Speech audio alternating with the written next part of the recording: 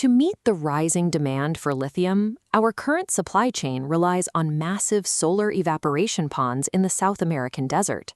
It is a slow, water-intensive process, taking up to 24 months to yield a finished product.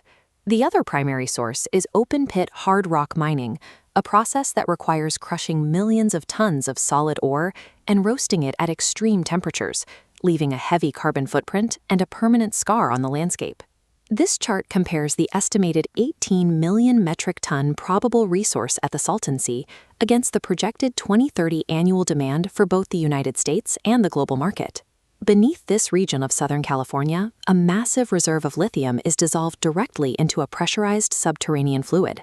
If fully realized, this single domestic resource contains the capacity to satisfy the United States' total projected annual lithium demand for nearly 30 years. This concentration is the result of a violent tectonic environment.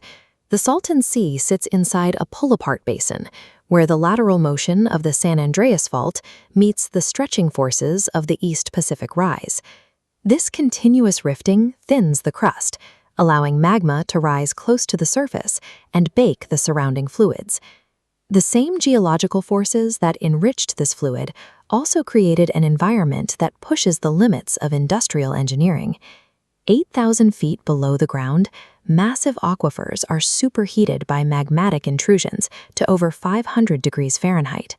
The fluid stays liquid only because it is held under crushing hydrostatic pressure. This is a hyper-saline brine, a dense slurry containing up to 25% total dissolved solids. It is a corrosive mixture of chlorides, zinc, and iron that can dissolve standard industrial equipment. As the fluid is drawn up a wellbore, the pressure suddenly drops. The brine violently flash boils into steam, causing dissolved minerals to instantaneously crystallize. This forms a rock-hard mineral scale that can completely choke a steel pipeline in a matter of days. Before any lithium can be recovered, engineers must build a surface system capable of surviving this brine. At the surface, specialized geothermal plants serve as the first line of defense, artificially controlling the pressure drop of the erupting fluid. This is the triple-flash crystallizer-clarifier cycle, the mechanical solution to the brine's destructive thermodynamics. By stepping down the pressure across 3 distinct separator vessels, the plant safely flashes off clean steam to drive massive turbines, generating reliable, carbon-free baseload electricity. Inside the crystallizers, engineers inject a recycled sludge that provides a surface for the silica to crystallize onto.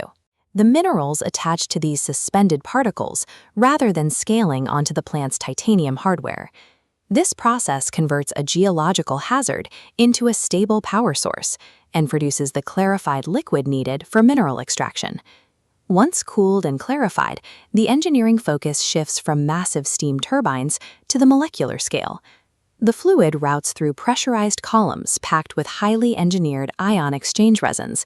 These rigid angstrom-level cavities match the exact ionic radius of lithium. These geometric gaps trap lithium ions, allowing the overwhelming background of sodium and potassium to wash completely through the lattice. The saturated resin is washed with chemical eluent to release purified lithium, while mineral-depleted brine is re-injected thousands of feet back into the reservoir. This molecular precision is entirely dependent on the mechanical survival of the surface plant, forming a symbiotic loop between power generation and mineral recovery. This diagram shows an integrated closed-loop system.